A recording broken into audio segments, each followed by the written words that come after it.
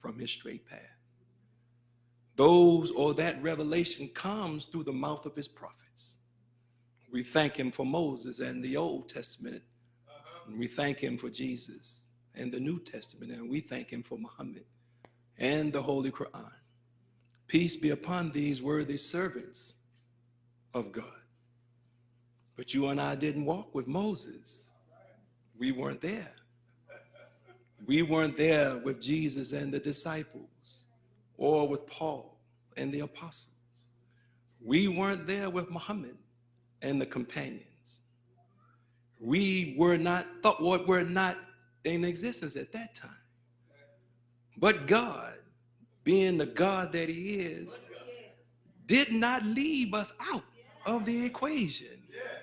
No, he intervened in our affairs in the person of Master Farid Muhammad, to whom praises are due forever.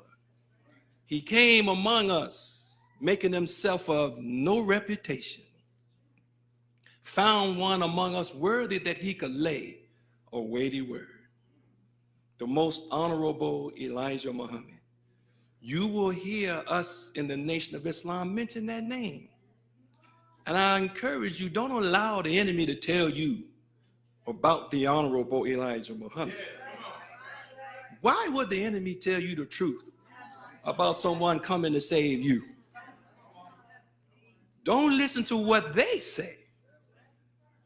You and I are going to have to learn more about the most honorable Elijah Muhammad.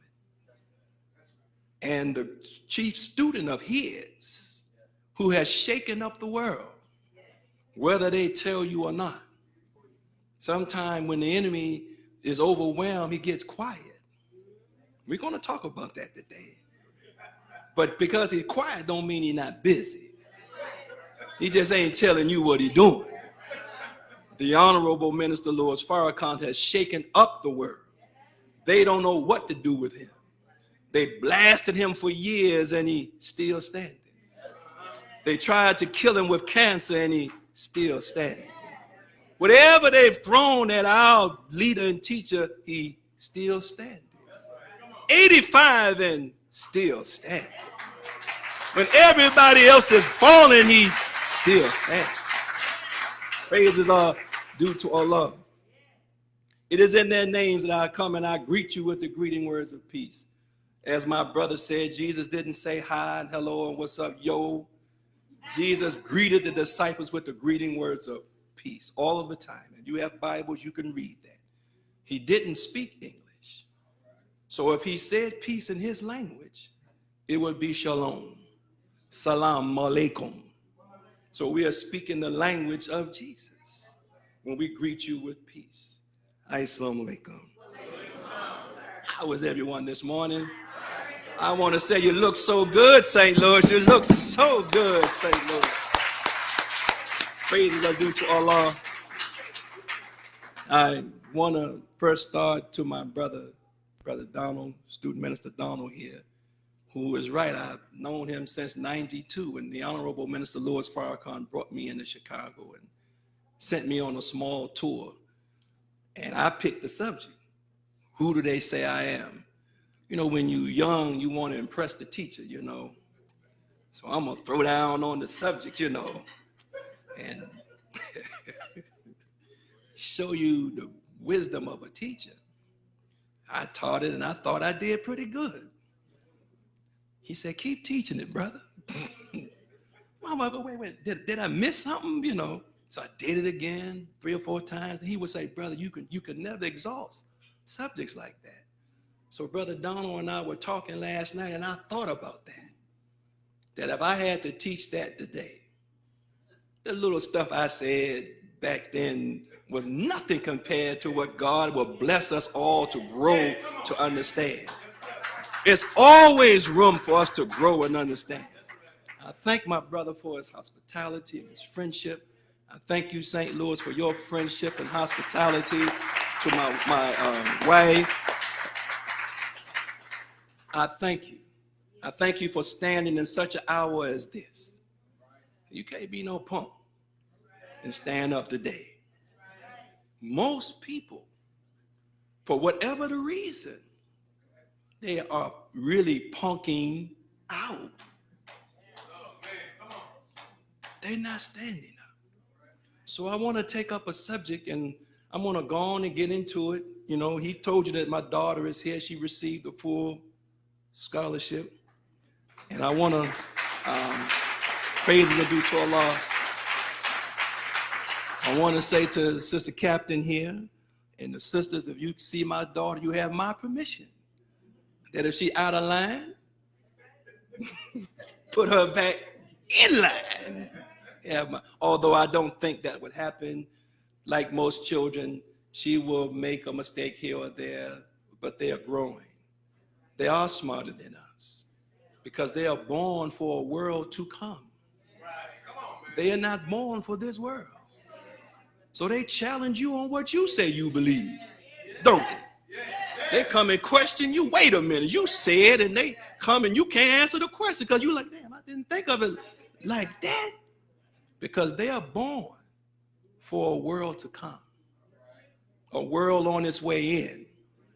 They don't fit in this world. And so they strange and they different, aren't they? So much so that when we look at them, we start shaking our heads and say, man, I ain't never seen nothing like this.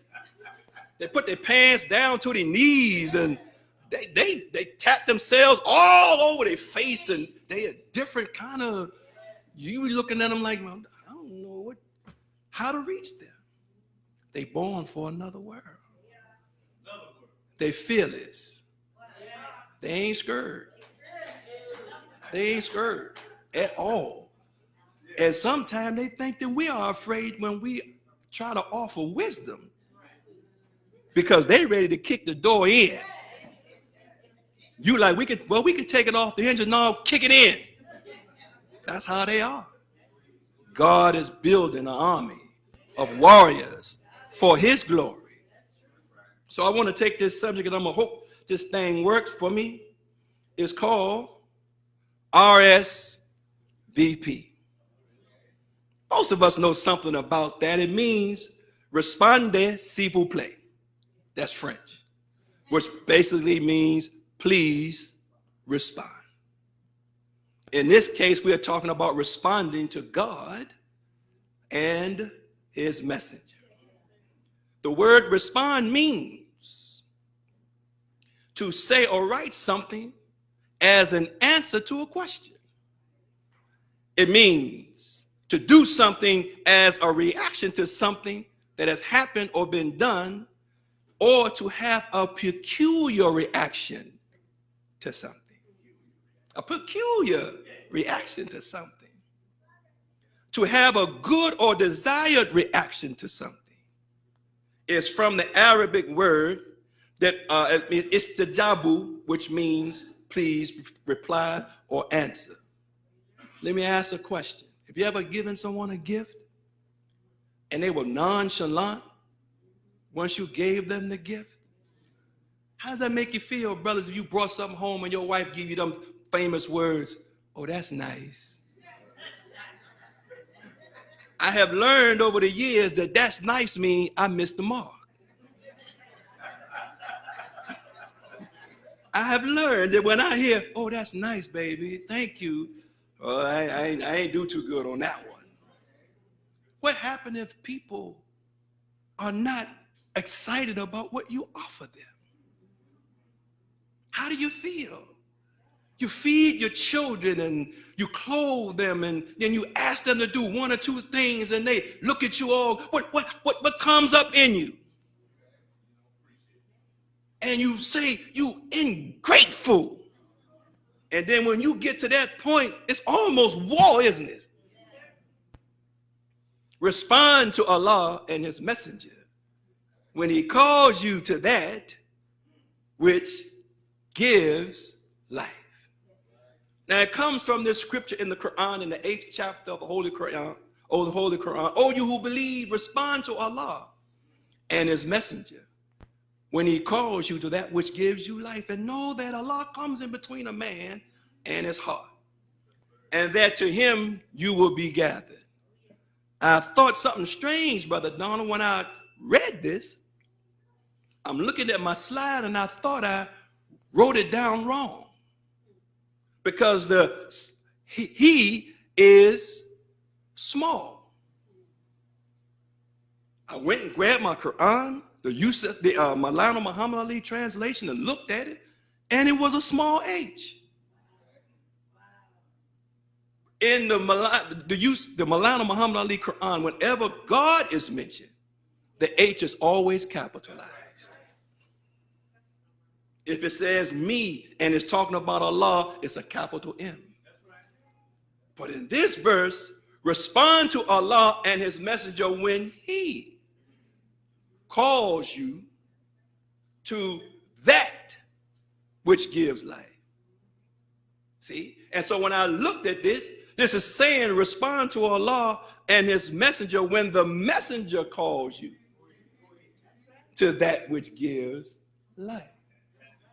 And it didn't say Allah and his messenger when they call you to that which gives life. It says his singular when he calls you.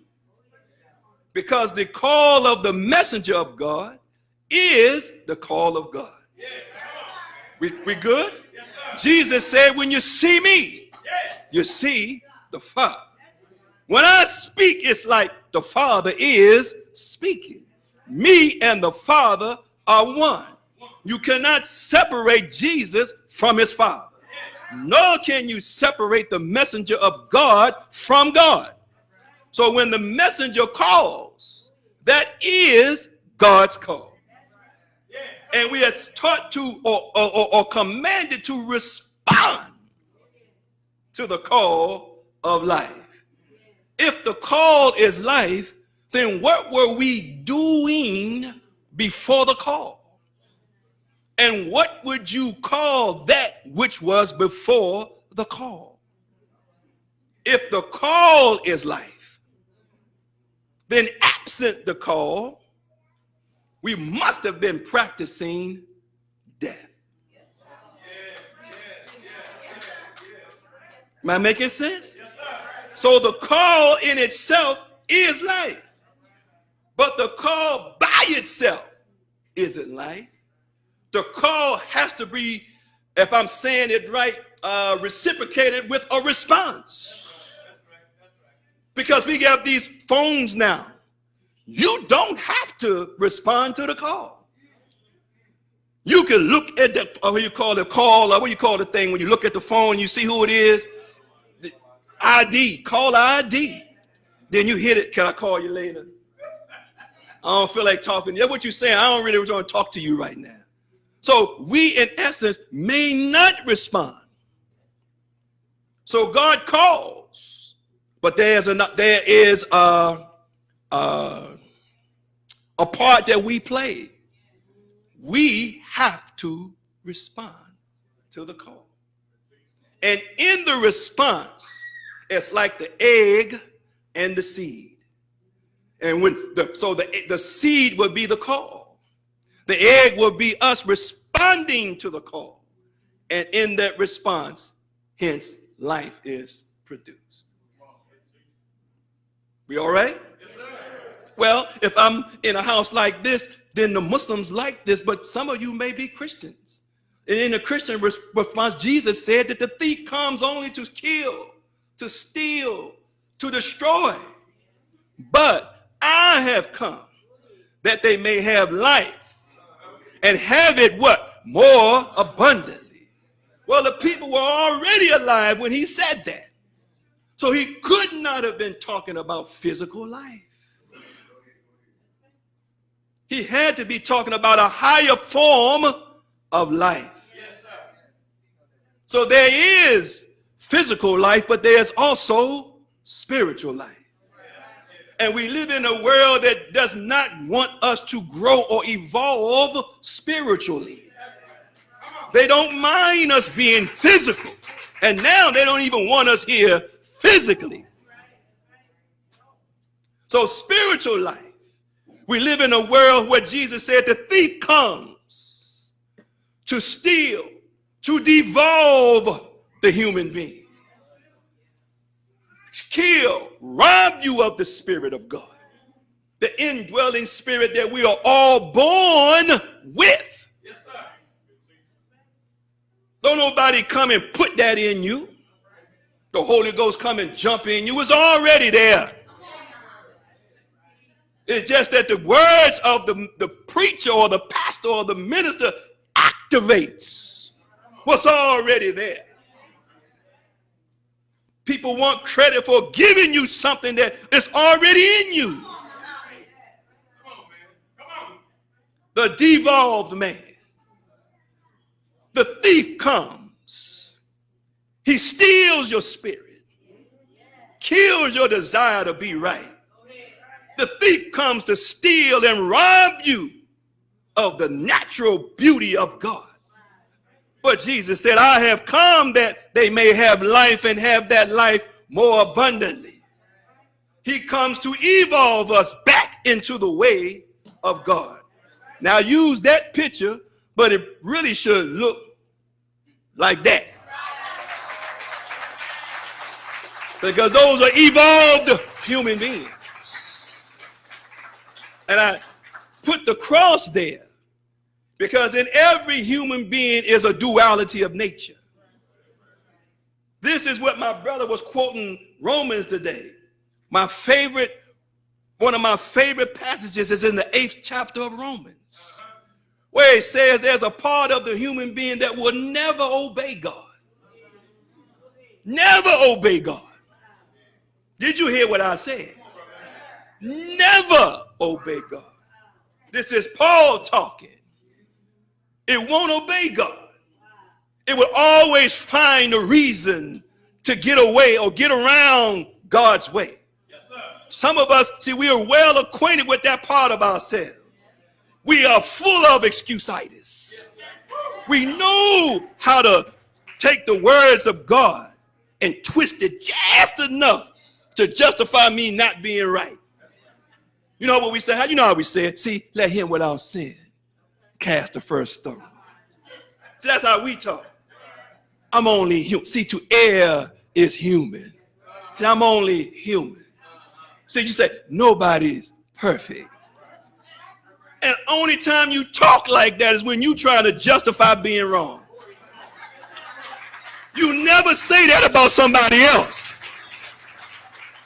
We say it when we're wrong, and now we're trying to get out of it, so we find something. See, nobody's perfect. Everything real, brother. I had a brother tell me that he was wrong now. I mean, he's wrong. Brother Donald, the man, say, well, I'm a natural man. I had to ask, what the hell does that mean, brother? So that means you can do all this stuff that he was wrong in doing because you're going to justify it by saying, I'm a natural man. See, we find a way. See, Muslims have one too. See, we have you spooky, brother. We supposed to eat once a day, brother, you spooky. We supposed to obey the law, you spooky, brother. See, black law in effect. See, we wiggling out now, see? I don't want to get off my subject, but I don't want to. See, sometimes religion, as my brother was talking, sometimes the biggest hypocrites hide in religion. And they cloak wrong in religion. Look at the church. They under a scandal now, the Catholic Church. You didn't put nobody out? You mean I can go and mess with little boys and stuff and I don't get put out? Wait a minute. Hold. I heard a man say, now if I stole some money from the church, they put you out. But if I go mess with little boys, they don't get put out. At the very least, they should have excommunicated them from being priests. Look, clearly you don't fit the job qualification of this job. You need to, no, we got to put you somewhere else. You could be the ditch digger or something, but you can't be the priest. Don't you get fired when you mess up on stuff? Or is there some rule? I'm not Catholic. I'm asking now. Is there some rule you can't fire a priest? I don't know, but everybody get fired, right? Donald Trump had a show called "You Fired." You can't fire a priest. That do something like that. No, that's something's wrong with that picture. What scripture you going to use to justify something like that? Something wrong with that picture. We should be evolved. But this evolution is stages and degrees. And sometimes, like children, we can think that we are more than what we really are. And that sometimes stunts our growth. Yes, sir. How does the thief steal? Don't you want to know? Yes. He came in your back door because it was open. That's some information I need to know right there. I need to fix that problem so he can't get in again. He came through the upstairs window because your children left it open, oh, okay, I need to solve that problem. You don't have no lights in the back. That's how he got it. Oh, I need to light up my back of my house so he know, don't come here. How does the thief steal and rob? He makes us self-centered. We live in a world that's self-centered. Everything is about me. When you hear the rap, I got some money. I got some bling bling. I got a 22. I'll pop you. They know how they say. I got the women. I got a house. I got the car. And the world teaches us into a mind of self-centeredness.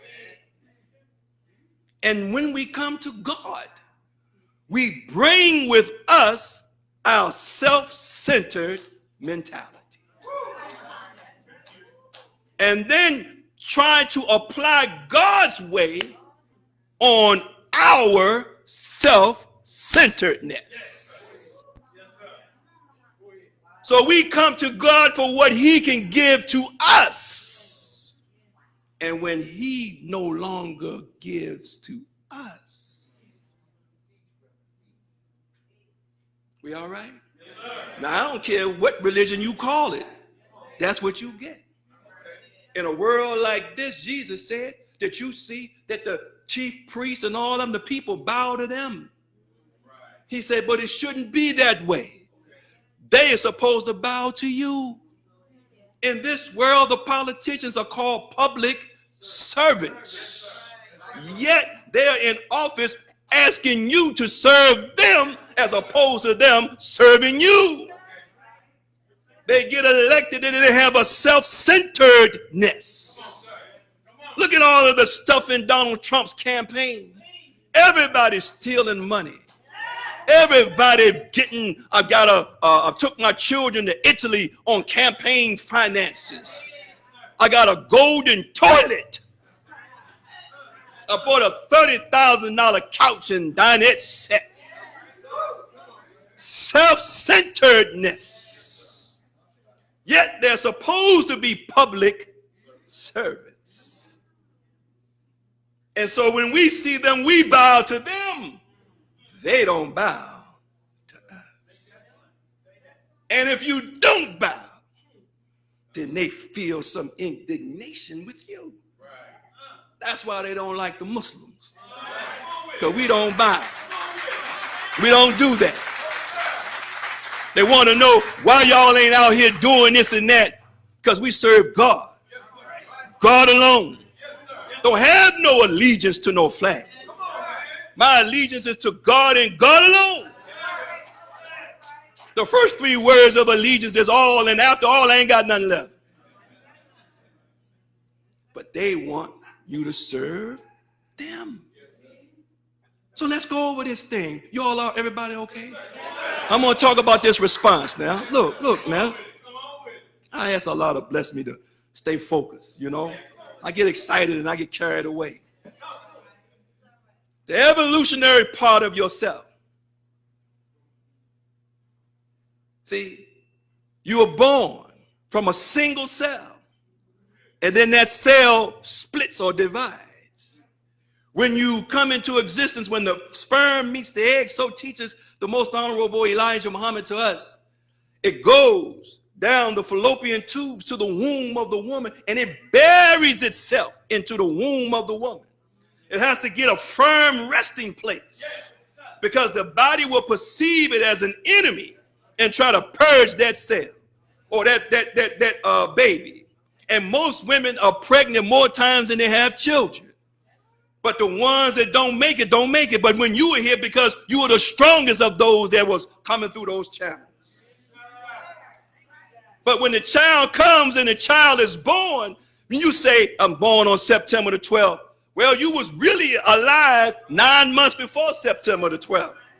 But that's the day that we start, because that's all we got. We don't know what day mommy and daddy. We know you got here on September the 12th.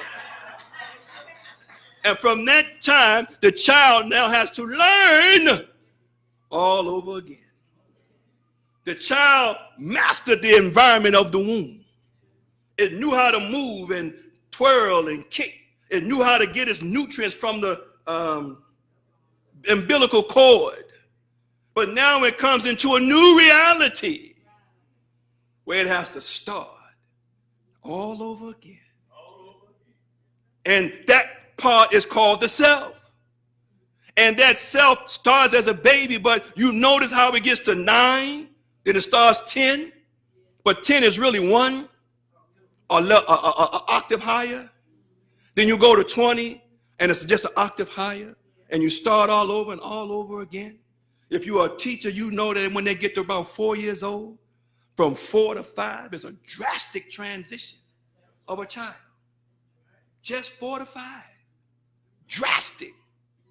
Like night and day when they turn 5 from where they were when they were 4. And you notice that the children, at every turn of the evolution of themselves, they fight. They don't want to go to the next level. They want to stay where they are, comfortable where they are. The baby walking around with diaper hanging all the way down to the ground. And the baby fine with that. Because all I got to do is say, mommy, and mommy take care of everything. Why we got to change this? This is perfect. I take care of the business, mommy do what she do, and we all good. And when the baby is on that level, you okay. But at a certain point, you force the child to move to the next level. So I'm in a room now. If one of you walked around with your diaper down to your knees, I heard my brother say something about passing some wind or something around here, it wouldn't be pretty. But if it was a little 1-year-old, you could excuse that. But if it was a 21-year-old, you want to know what's wrong with that boy. See? So every time you're forced to move on, you want to stay back. See? When you get 21, you can't wait to go out in the world and find something. Can't wait to go and get beat down by the world. Most of us, we couldn't wait to leave our parents to run headlong into hell. And the world chewed us up, spit us out, and we felt like we could handle it. Did we handle it? No. And the world say next. But we evolve. Then we evolve to a point, a second stage of us, where we evolve and we find a little girl or boy, we like somebody. That's a higher expression of self. The cell splits. So when you get married, that's your second self. Brother, why do you get down on one knee when you propose? Why? Tradition, right? Yes, sir. I ain't get down on no knee. You want to get married? What? What you want to do?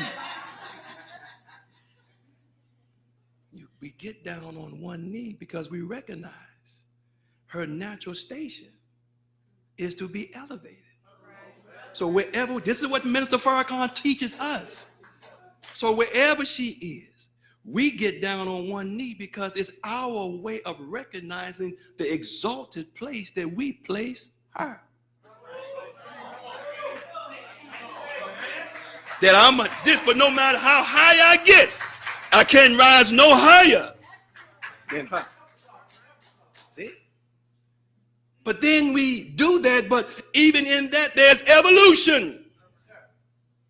Because sometimes in marriage, we bring self-centeredness into the marriage. And the marriage be about me and me.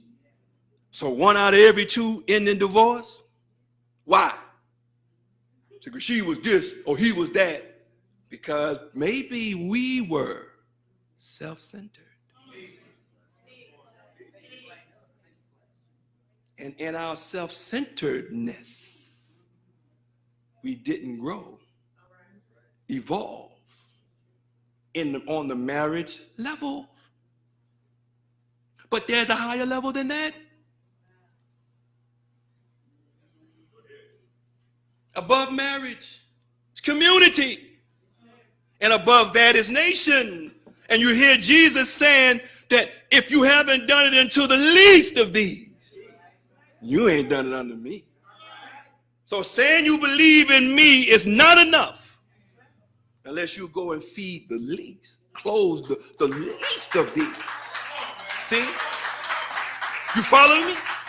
But now, self-centeredness. The enemy never wants you to evolve into the 3rd and 4th stages of this. He wants to keep you on the lowest rung of self. And most of us never get beyond, we may get married, but we never get beyond that.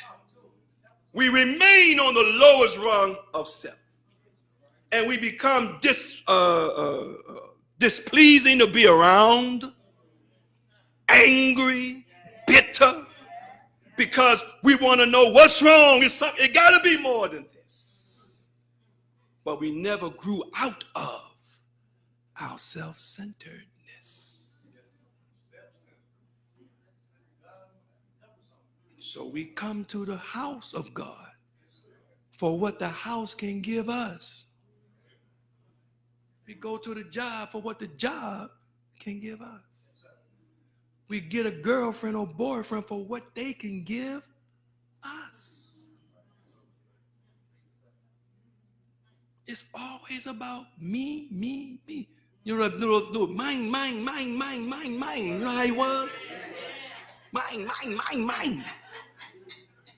That's our mentality.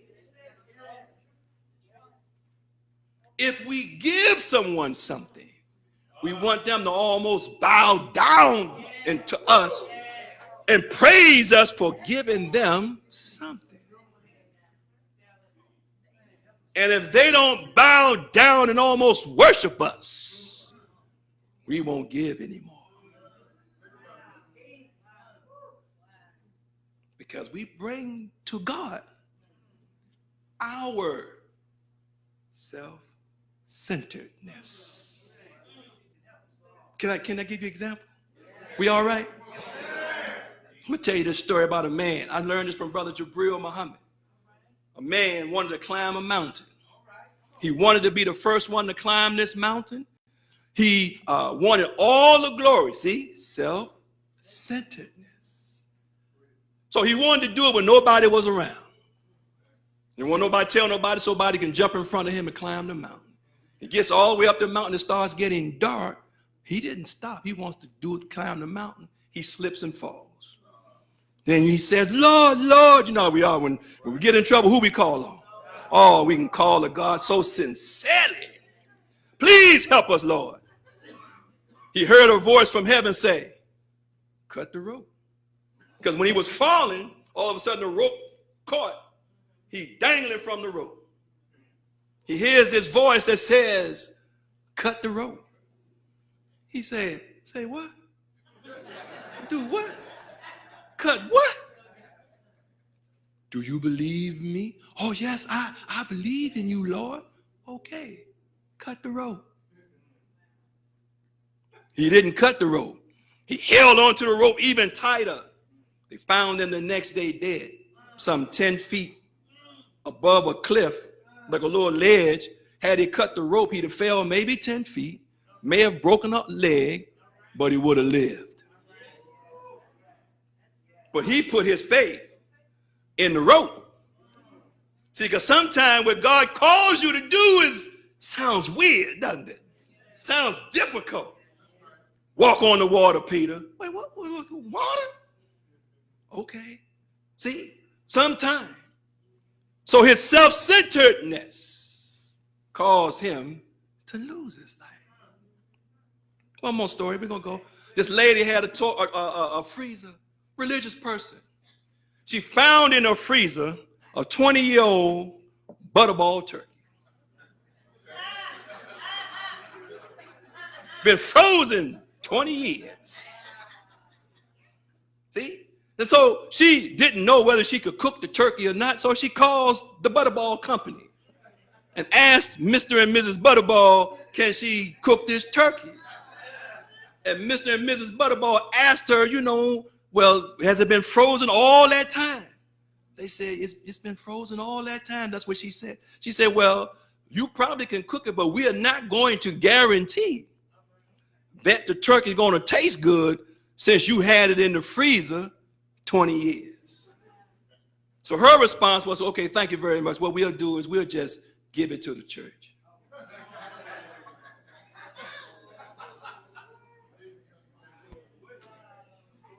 We just going to give it to the church. Let them feed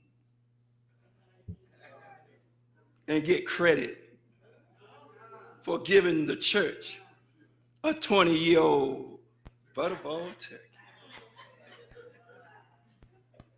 See? Self-centered. The wise thing to do for that would have been to throw that turkey if you weren't going to eat it. Because I heard somewhere you say you do unto others the same way you will want them do to you. So if you're not going to eat the turkey, why would you send it to the church to feed someone? And people can die off of your 20-year-old butterball turkey. Sometimes believers are like this. When you talk about tithing, see how I got quiet again?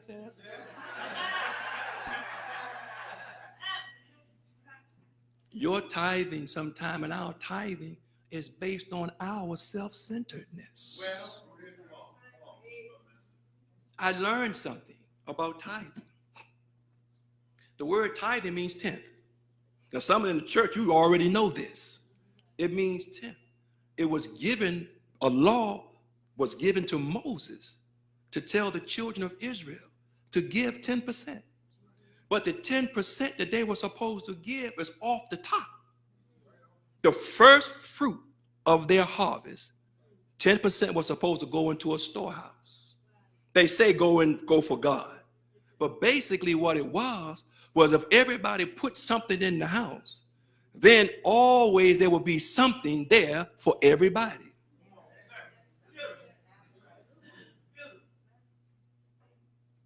So now here we are.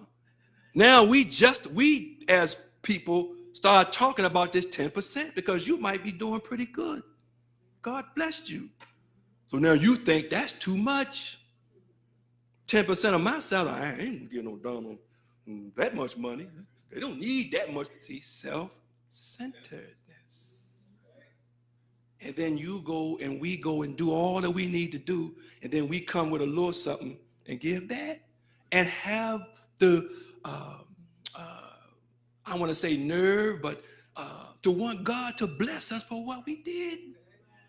When in truth, all of us, including me, all of us are really robbing God.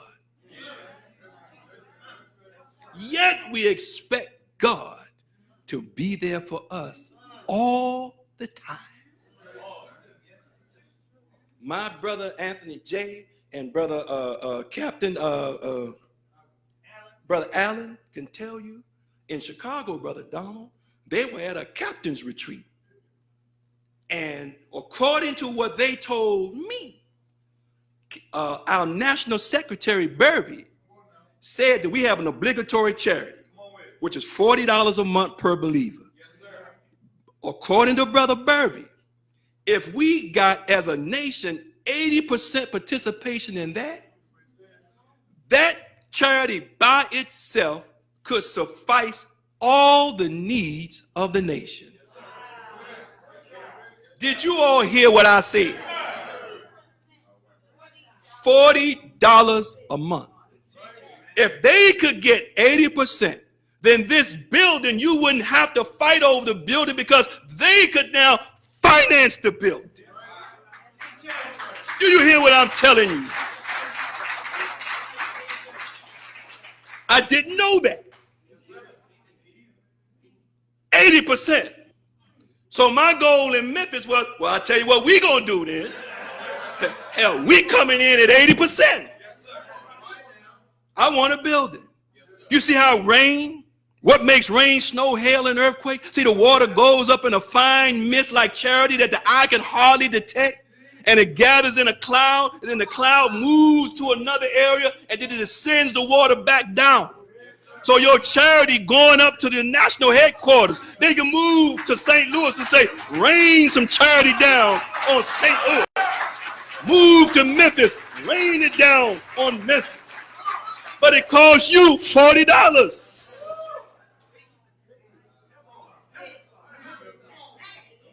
I didn't know that. And I'm like, man, y'all need to have a campaign on this or something. Because in my mind, it makes perfect sense. We all have a desire in our cities to be successful. And the biggest thing that hinders our success is finance. And so we got to go at it alone. So St. Louis, Donald closed the doors, locked the doors. We got to have it today. Memphis, I'm going to close the door and lock the door. I got to have it today. Go to New York, Brother R.S.V.P, lock the door. We got to have it today. Then you walk out, your jaw's tight because he done turned you upside down. Hardly said thank you. He trying to say thank you, but he trying to get it. Because we can become self-centered. Making sense? So we got to solve this problem. We got to be born again. Again and again and again and again and again and again and again. So the Pharisees comes, Nicodemus comes to Jesus and said, Rabbi, look, we know you are a man of God. Because nobody can do what we watch you do. And Jesus tripped on him. Look, dude, you got to be born again, man. Nicodemus didn't know how to take that. So look, do I go to my mother's womb a second time? And Nicodemus, when Jesus said, except a man be born of water, that's your first birth, and of spirit, you can't enter the kingdom. See? That which is of flesh, and that which is of spirit is of spirit. You can't bring flesh to a spiritual problem.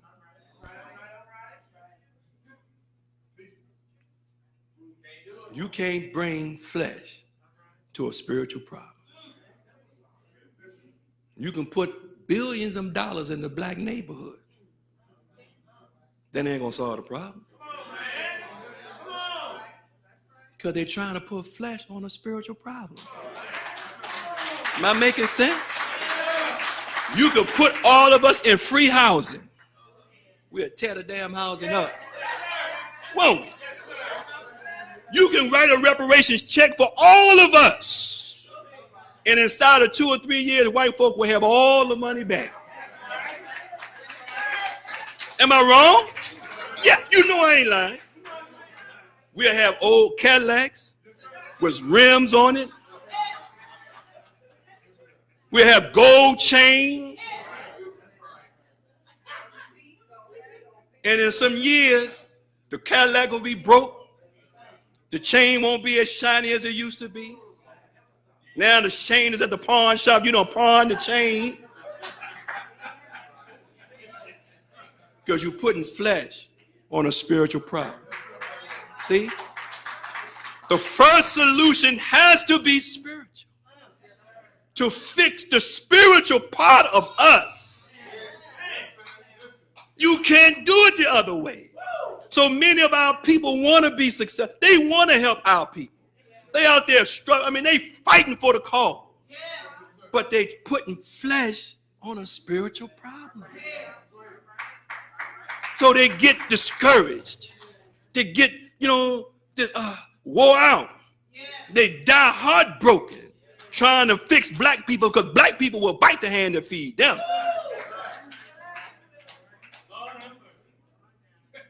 So if you and I don't have a spiritual solution, we, like that brother said, we just passing gas.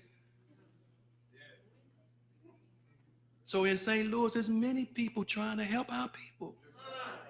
They sincere. They want our people to do better. But flesh on a spiritual problem. We all right? Yes, sir. Go a little bit further. Now, here's this man who said, we know, we're talking about self-centeredness, right? We know, Rabbi Jesus, that you are a man of God. You notice he didn't say we're going to come follow you. Once you recognize that a man is a man of God, what is the proper response?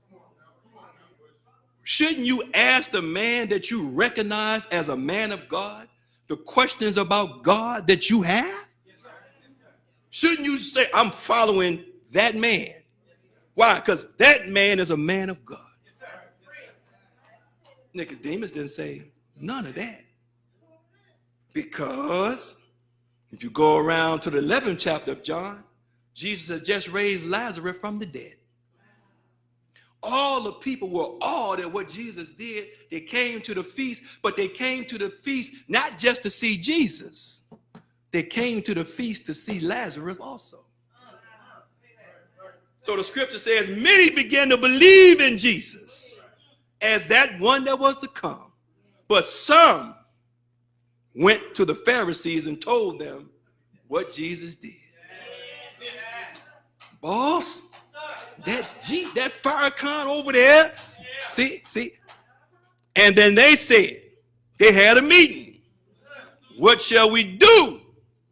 For this man is doing many miracles. And if we don't stop him, if we don't do something, if we leave him alone, all of them are going to go after him and believe on him, and the Romans are going to take away our place and our nation. In other words, we're not going to have the station that we have as the leaders. So their fear was their own self-centeredness of not being in front of the people. Now they talking about the man that they said was a man of God. That's the man we talking about, that they talking about. And so after that, they decided with their self-centered selves, we're going to put him to death. Who will recognize a man as a man of God and plan to kill the man that they recognize as a man of God?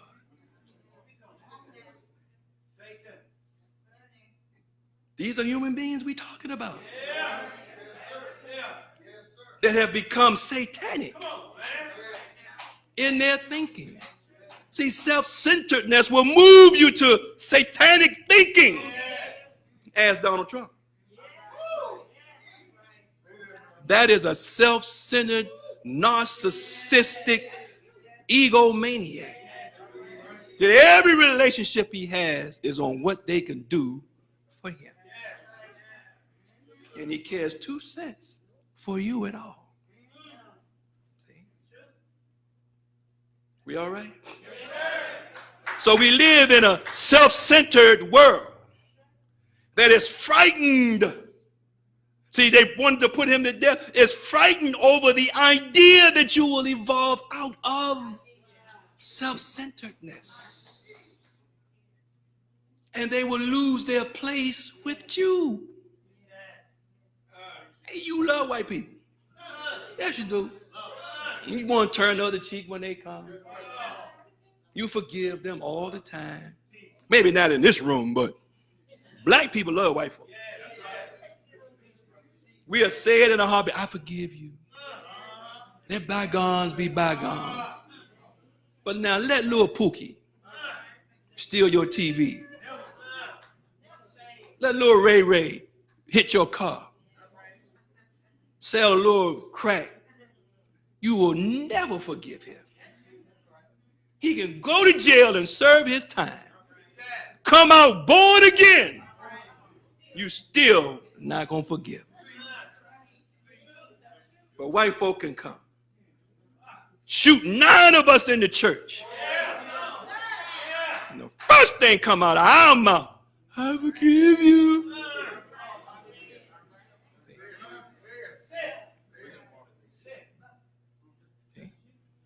They're killing us everywhere, aren't they? They're gone now. You can't put that genie back in the bottle. This thing is out there. Let me tell you what the Honorable Elijah Muhammad said. He said one day, God will remove from white people the mask of civility and show you a beast. My wife would tell you, I'm one of these guys. She on Facebook say they did it. I'm like, wait a minute, hold. They did what? No, what did we do? I'm always asking that question because clearly we had to do something for them to do that. I saw the clip. They put the people out the church having a funeral for their grandmother. They put them out. The pastor said, get out and take this thing with you. Did you hear what I said? They called the police on a 12-year-old boy cutting grass. What was it? He cut some of their grass. Who this nigga think he is cutting my grass? And called the police on the 12-year-old boy in Cleveland for cutting grass. Called the police on the brothers in the park having a cookout. Did you hear me? Called the police on a little girl in San Francisco selling water trying to go to Disney World. She's selling water without a permit. One of them had the nerve to park his car in front of this sister who's a doctor and wouldn't have let her in the condo unit because he said, you don't live here. Even though she had the clicker to open the garden, all of that, wouldn't let her. And she had to call the police on that. And the latest one called the police on a brother in a basketball game for a hard foul.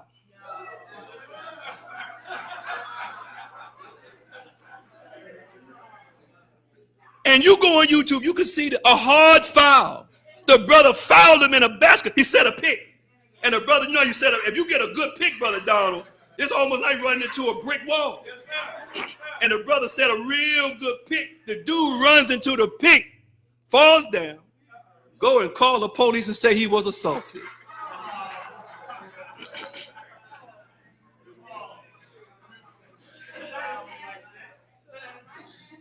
See? This is out there now. They're gone. They're gone. Lady parked in a handicapped spot. He gonna walk up. He's not the police. What you doing parked here? Then when her husband comes out and pushes him, he shoots him and says he's standing his ground. Kills the husband. A beast. Preying on you every day.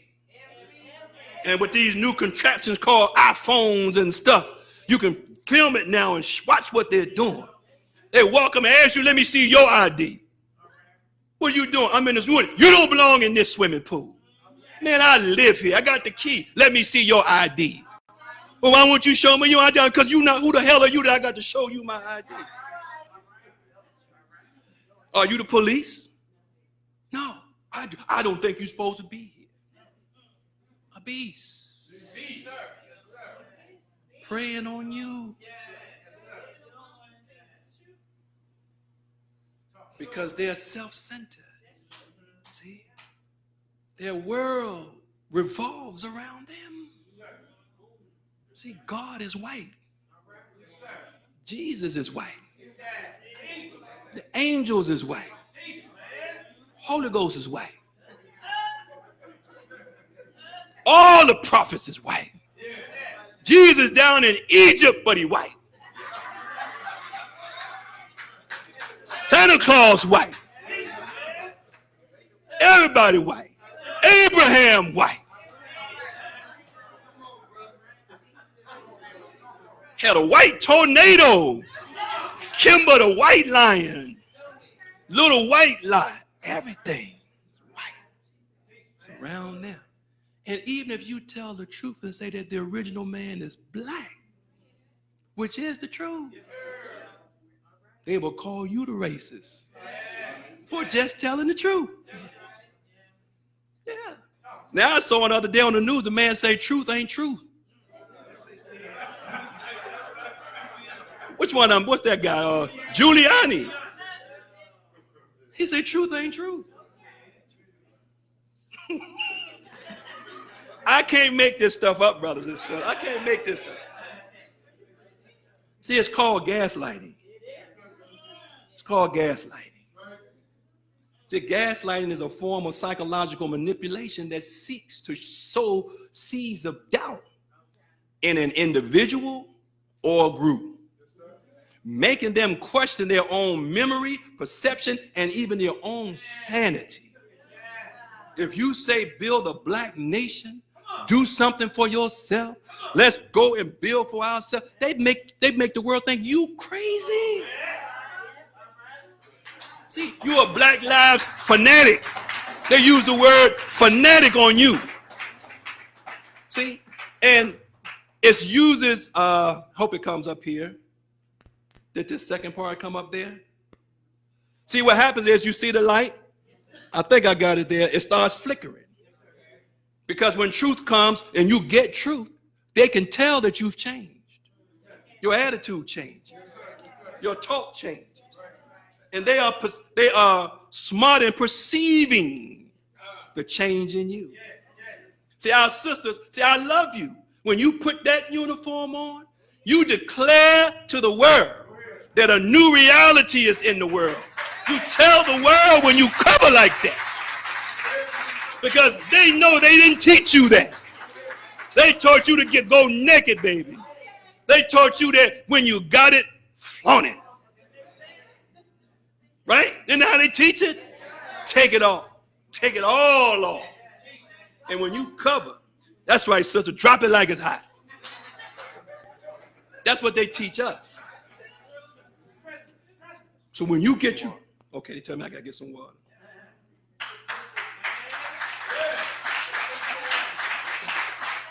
Praises are due to Allah. Thank you, brother. When you change, truth will make you change. Some of the stuff you used to do, you don't do anymore. And the enemy is wise. Remember with Jesus, Rabbi, we know. What do they know how to watch. See, I know what I'm saying to you. When I became a Muslim, I had a job and my boss was white. I put on a star and crescent ring, Brother Donald. You know, when we became Muslim, we want everybody to know we Muslims. You know, star and crescent bow tie, star and crescent socks, you know. You want the world to know. But I was trying to be on the low. He called me in the office and said, you didn't tell me you were becoming a black Muslim. This is a white man. And I'm asking myself, well, how did he know? You know what he said? I saw your ring. Black people probably didn't pay it no mind. He did. And some days later, you know what happened, right? He called me in the office again, and I was fired. They want to create doubt in you on what you believe. See, they create doubt in you because doubt is the mother of what? Hypocrisy. See, and I'm trying to put this other slide up here for you, this other part. See, using persistent denial, misdirection, lying, gaslighting attempts to destabilize the victim and delegitimize the victim's belief. So my brother has on beautiful garment, beautiful kufi. They don't want my brother to feel confident or comfortable dressing in his original clothing. They go after him and make him feel, and sometimes it's us, it's them in us attacking brother. Sometimes it's your family members because you don't want to eat hog, that every time you come over their house, that's what they're serving, hog. You grew up on this, yeah, that don't make it right because I grew up on it. And we want to delegitimize your belief. What y'all doing down there with that brother down? You know that brother so and such and so and so and so. See? Y'all down there wearing them long dresses. You know how we talk? Y'all down there. See, they want to delegitimize what we believe. And they go after our babies. So our babies come home sometimes unconfident because they don't know how to make the argument. And then sometimes we really want to just crush them, see, because sometimes we don't know how to make the argument. So we just cuss you out. That's the one size fit all right there, you know. We just cuss you the hell out. We ready to go to war now, you know, because you don't cross that line, see. But gaslighting is subtle. It's not open. Because open will cause all of us to fight. Gaslighting is subtle. So when I said earlier, just because the enemy is quiet, don't mean he's not working. He recognizes that he can't come after the Honorable Minister Louis Farrakhan the way he come after Negro leaders. It don't work like that. You see? So look at what they say now. This is David. Keep not your silence, O God. Hold not your peace and be not still, O God. Why? For your enemies make a tumult, which means a loud noise, commotion. And they that hate you have lifted up their heads. Look at the time we're in now. They that hate to see the black man rise is lifting up their head. You ain't seen racism like this ever since we've been around. We see it, I mean, straight up, it's right on the news every morning now. They have taken crafty counsel against you, God, your people, and against your hidden ones. Who are the hidden ones? And they have said, come, let us cut them off from being an organization. Let them cut them off from being a social group. Let them cut them off from being a club or LLC. Let us cut them off for thinking like a nation. See? And that the name of Israel will be no more in their remembrance. See, it's something about this nation thing. See, Mosque is good, but nation is better. Nation is better. The Honorable Elijah Muhammad and the Honorable Minister Louis Farrakhan didn't call us to build no mosque. Call us to build a nation. But sometimes we stay on mosque mentality. And we don't want to grow in the nation. See, mosque, you only need a few people. You need some check posts, you need a captain, you need a minister, secretary. That's about it. Church, you need a pastor, deacon, usher board. About it.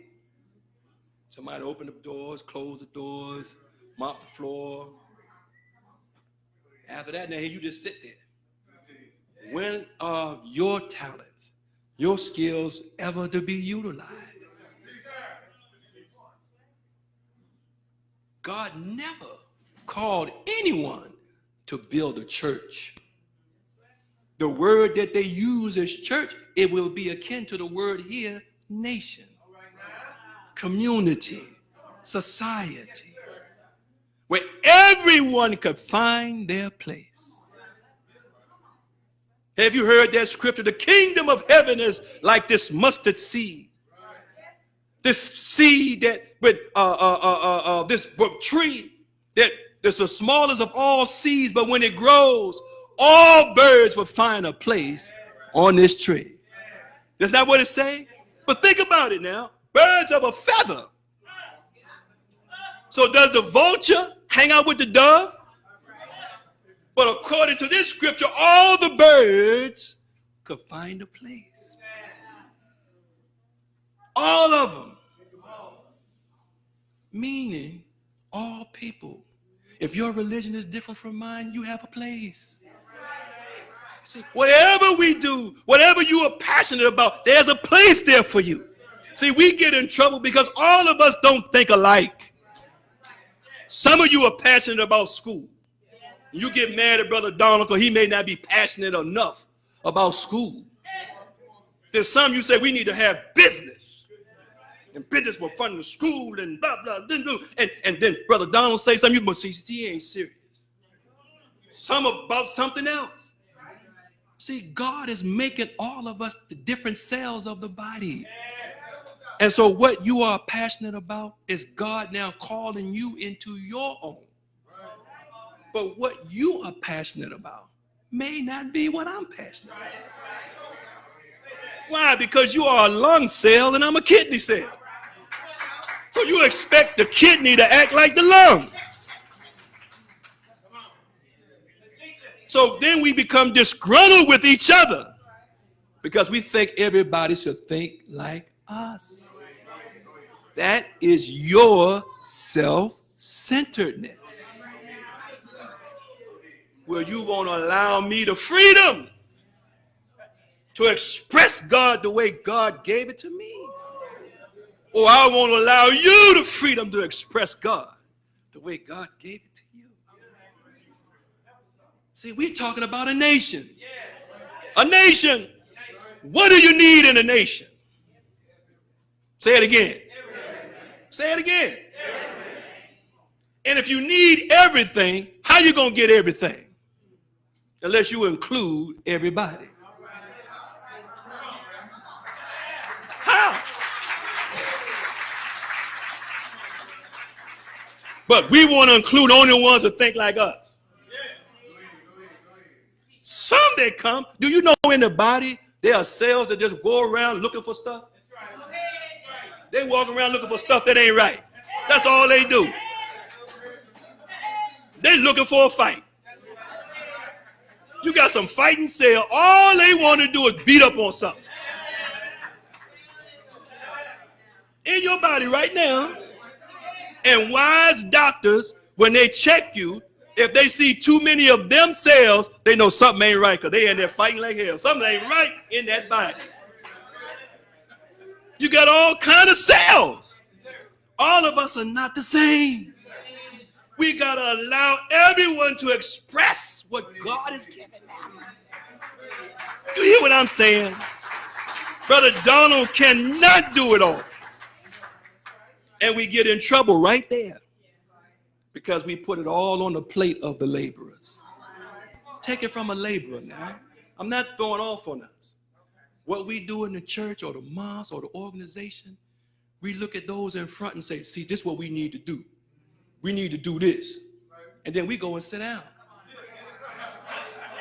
and wait for them to do this. When God blessed you with this idea, He blessed me with it, and you've been thinking over this idea for a long time. So if I question you on this, you got a whole lot of answers on how to solve this. I don't have a one. Because I'm trying to get the lights paid or something over here. But God has shown you something. So if I don't jump on this idea immediately, then you say something wrong with me. Now you sit there and you look at me funny because I told that brother, all we need to do is this. And what you don't see, that's your baby. And that baby has to get a firm resting place. And there may be opposition to this idea. And you got to weather the opposition to this idea.